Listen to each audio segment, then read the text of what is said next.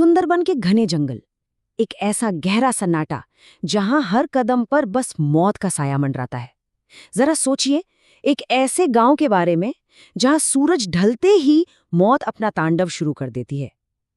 आज के इस विश्लेषण में हम सुंदरबन के अंधेरे कोनों से निकली एक ऐसी रोंगटे खड़े कर देने वाली लोक कथा को डिकोड करने वाले हैं जो आपको अंदर तक झकझोर देगी।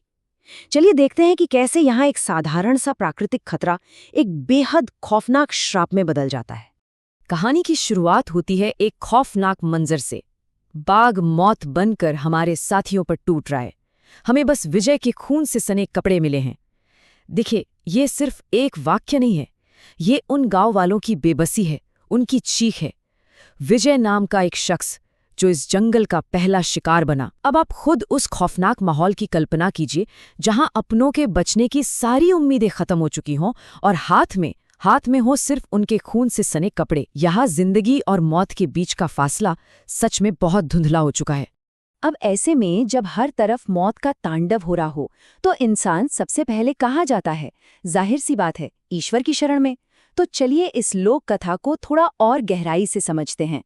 यहाँ एंट्री होती है बॉन बीवी की। सुंदरबन के लोग इन्हें जंगलों की रक्षक देवी मानते हैं। गांव वालों का बिल्कुल अटूट विश्वास है कि देवी उनसे रूठ गई हैं और इसीलिए ये सारा कहर बरपा है। उनका मानना है कि इस नरसंहार को रोकने का बस एक ही रास्ता है, देवी को मनाना। ये जो आध्यात्मिक हताशा है ना, ये इस कहानी का एक बहुत क्रूशियल हिस्सा है। लेकिन देवी को मनाना इतना आसान भी तो नहीं है। हताश होकर गांव वाले एक तांत्रिक के पास पहुंचते हैं और यहीं से स्थिति और भी ज्यादा खौफनाक हो जाती है। ये तांत्रिक जंगल में एक पेड़ के नीचे कुटिया बनाकर रहता है। वो साफ कह देता है कि भाई, मंदिर में सिर्फ दीपक जलाने से कुछ नहीं होगा, देवी को मनाने के लिए एक बहुत ही जटिल अनुष्ठान करना होगा। और सबसे डरावनी बात, इस अनुष्ठान के लिए उससे चाहिए चंदन की लकड़ी, वो भी सुंदरी के उन घने और खतरनाक जंगलों के बिल्कुल बीचों बीच से। मतलब ये मांग तो सीधे सीधे मौत के मुंह में जाने के बराबर थी। और बदकिस्मती से ये भयानक जोखिम उठाया चंदू काका ने। अमावस की एक बिल्कुल काली रात, आसमान में कोई चांद नहीं, जंगल किसी काले समंदर जैसा दिख रहा था। चंदू काका उसी अंधेरे में चंदन की लकड़ी लाने के लिए आगे बढ़ते हैं और तभी एक अजीब सी अमानवीय दहाड़ गूंजती है। अंधेरे में दो काली आंखें किसी बल्ब की तरह चमकती हैं और फिर बस एक चीख। चंदू काका हमेशा के लिए उस भयानक अंधेरे में गायब हो जाते हैं। ये घटना हमें साफ बताती है कि इस जंगल में की गई एक छोटी सी गलती की क्या कीमत चुकानी पड़ सकती है। अब एक तरफ तो गांव वाले मौत के खौफ में जी रहे हैं, लेकिन इसी बीच कहानी में एंट्री होती है 3 बाहरी लोगों की, रोहित, अमित और शाहिद।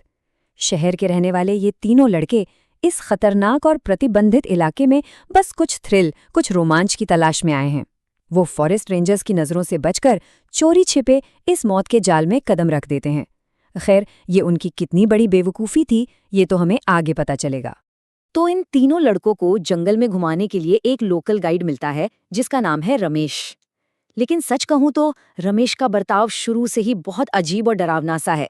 उसने अपना आधा चेहरा एक चादर से छिपा रखा है। वो टेंट के चारों तरफ जमीन पर कुछ अजीब से निशान बनाने लगता है और कहता है, मैं सुरक्षा के लिए ये निशान बना रहा हूं। वो इसके नजदीक नहीं आता। अब जरा सोचिए, वो कौन है?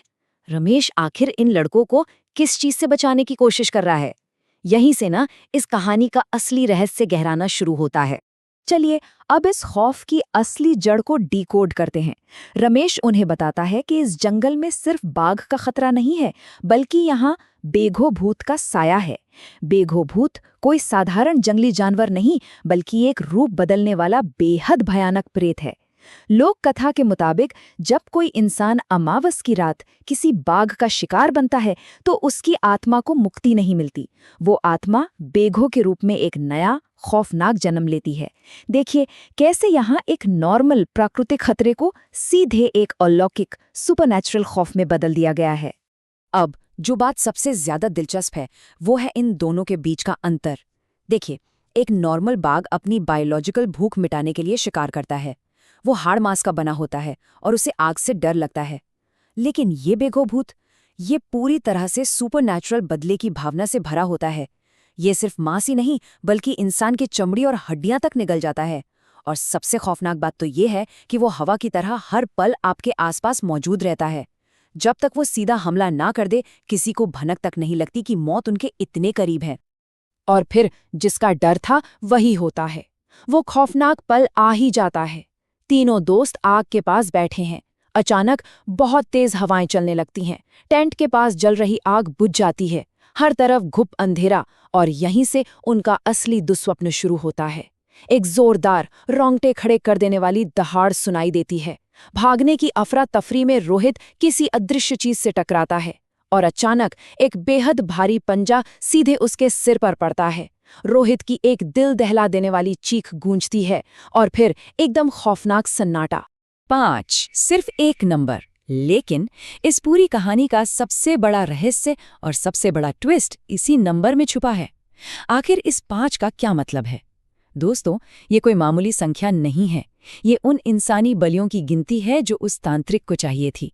जी हाँ, उस भयानक प्रेत, उस बेगो को पूरी तरह से अपने वश में करने के लिए उसे 5 बलियां देनी थी। ये एक छोटा सा नंबर इस कहानी के पूरे गणित को एक झटके में पलट कर रख देता है।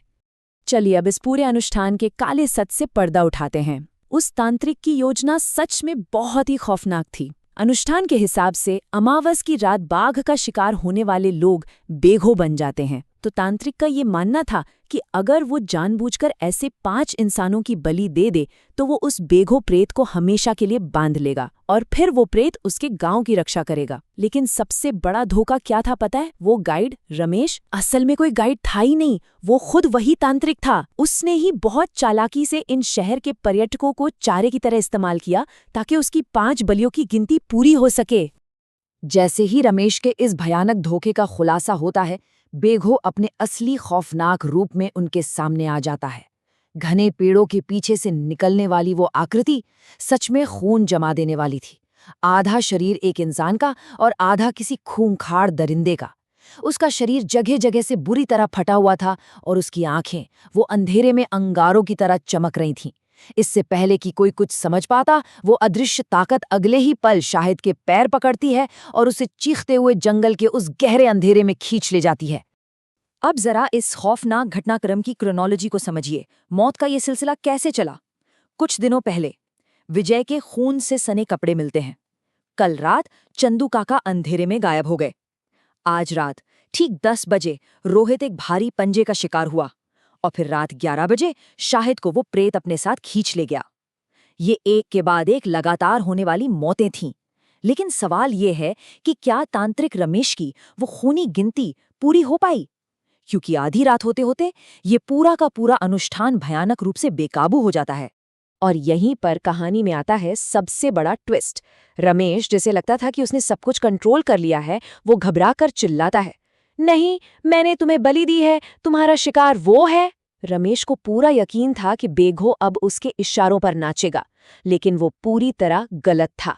देखिए, एक शैतानी और अदृश्य ताकत को कभी भी काबू में नहीं किया जा सकता। बेघो अमित को छोड़ने के बजाय सीधे रमेश की तरफ मुड़ता है, और अगले ही पल वो अपने ही आका उस तांत्रिक रमेश पर झपट पड़ता है और उसे वहीं चीर-फाड़ कर रख देता है। अब रमेश के मारे जाने के बाद वहां बचता है सिर्फ अमित। लेकिन क्या अमित सच में बच पाया? चलिए देखते हैं कि उस खौफनाक रात जिंदा बचने की उसे क्या कीमत चुकानी पड़ी। बेघो अमित को हवा में उछालकर गाड़ी के पास पटक देता है और फिर अचानक गायब हो जाता है। अमित शारीरिक तौर पर तो जिंदा है, लेकिन बेघो के पंजों ने उससे बहुत गहरे जख्म दिए हैं। तभी अमित के शरीर में बहुत तेज झटके लगने शुरू हो जाते हैं। उसकी सांसें उखड़ने लगती हैं।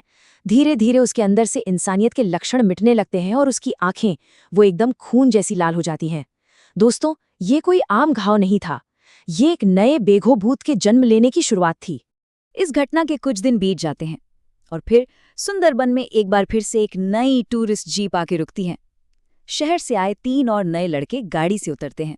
वो बहुत जोश में हैं और आपस में कह रहे हैं कि आज रात तो वे इसी जंगल में रुकेंगे। ये सीन बिल्कुल साफ कर देता है कि इतिहास खुद को दोहराने के लिए पूरी तरह तैयार है। कुछ अनजान शिकार एक बार फिर से मौत के उस जाल में खुद ही चलकर आ गए हैं। और दूसरी तरफ अमित, जिसकी आंखें अब पूरी तरह से सुर्ख लाल हो चुकी हैं, वो उन नए पर्यटकों की तरफ देखता है और उसके चेहरे पर एक बेहद डरावनी मुस्कान आ जाती है। अगले ही पल उसका आधा शरीर बाघ में तब्दील हो जाता है।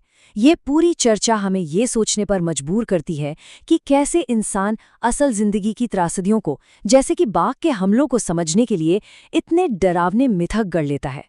कई बार अंधेरे जंगलों में छिपी ये लोक कथाएं सच से भी ज्यादा खौफनाक लगने लगती हैं। तो अब इस नए राक्षस की भूख कौन मिटाएगा? इसी खौफनाक सवाल के साथ हम आज के इस एक्सप्लेनर को यहीं समाप्त करते हैं।